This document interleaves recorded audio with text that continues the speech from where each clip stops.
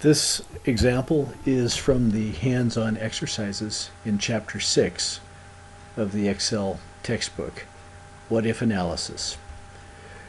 In the first example, I'm going to show you how to create a one variable data table. Now notice that the sheet template that I've already created is basically for calculating the cost of a car with a down payment with a specific annual percentage rate. Loan term is 5 years, and since the monthly payments are the norm, we have 12 payments per year. And notice as I click on these that each of these are values. Now down in the output area we have the amount of the loan, which is known as the principal, and that's a formula which is simply the cost of the car minus the down payment. The periodic rate is simply the APR of 4.5% per year divided by the number of payments per year to give a monthly periodic rate. The number of payments is the loan term in years, 5, times the number of payments per year, 12, yielding 60, or the number of periods. The monthly payment itself is calculated using the payment formula, where we put in the periodic rate, this cell, the number of payment periods for the entire life of the loan, so 60 payments, and finally the principal of the loan, or the amount that the bank is loaning you, $20,000. And notice also that I have a minus sign in front of the payment function to invert the sign of the payment so that it's positive. Next we have the total to repay the loan.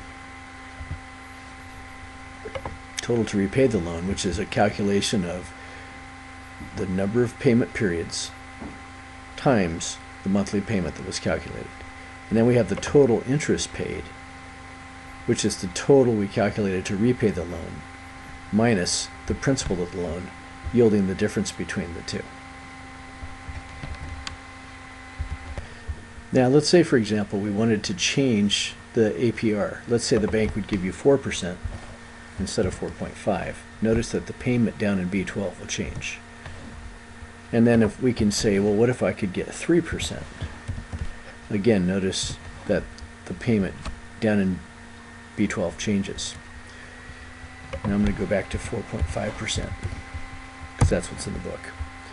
Now let's say that I wanted to, rather than typing in different amounts here, let's say that I wanted to figure out what would the monthly payment be if we cycled through a bunch of APRs, say starting at 4% and going in 1/4% increments and ending at 6, which is what the book does.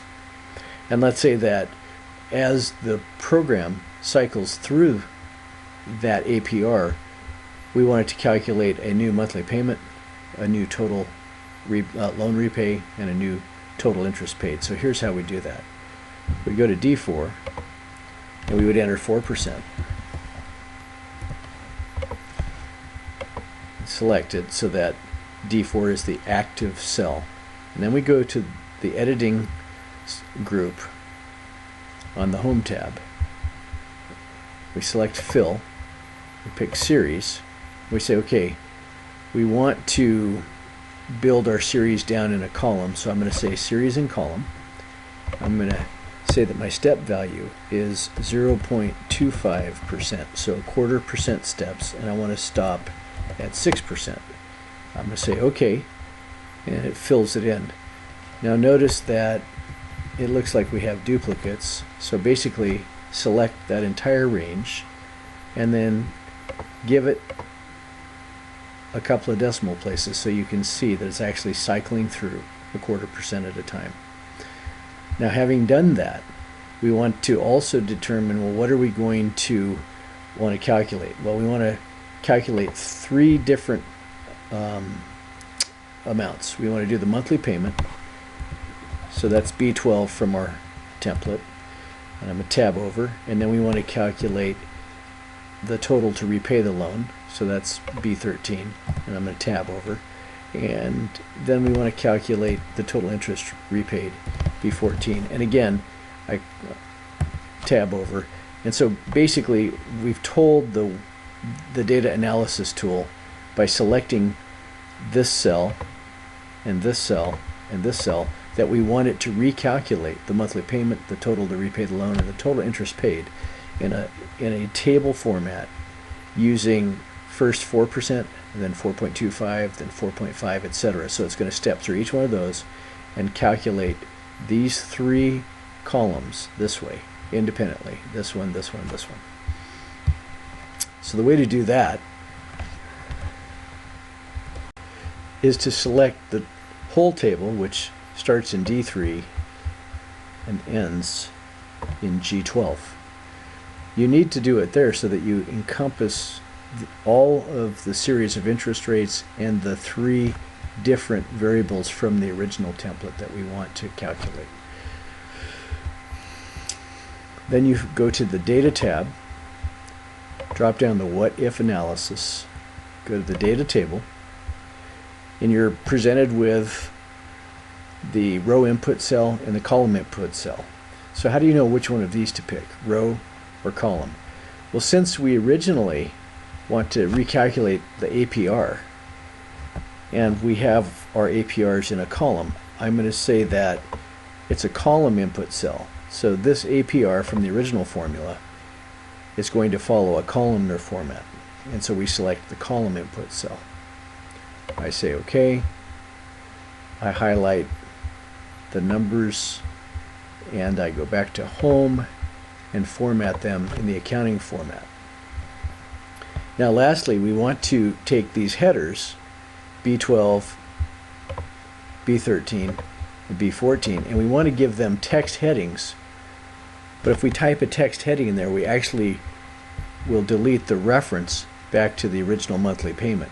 So we want this to be the monthly payment header, we want this to be the total repay header, and we want this to be the total interest paid header. But how do we do that without clobbering the formula that we've already put in there, the reference back to the cell which the data table needs in order to properly calculate all of these values?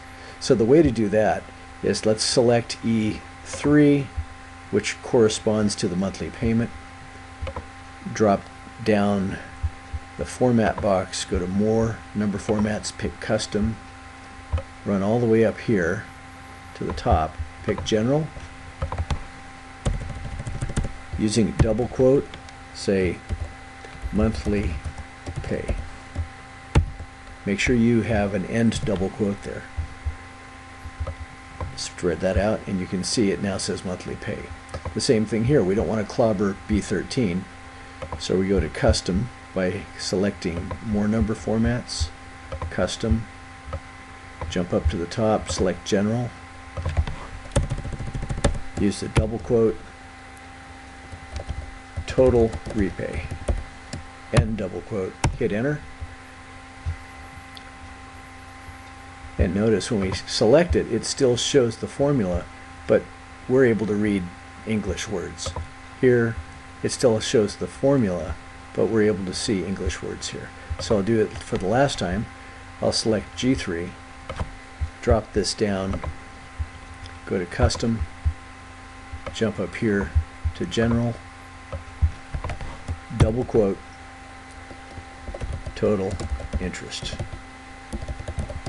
end quote, spread this out, and that completes the table. So now if we walk over here to APR and we change that to say 5 and hit enter, it recalculates it, and notice our monthly payment's $377.42, and if we jump to the table, that's exactly what's there. Let's change it to say 6, and now we're at $386.66. If we jump to 6, we see that that matches, and essentially now you have a table. Instead of having to play with all these numbers, you can actually generate a table and use that. Okay, that's the end of this example.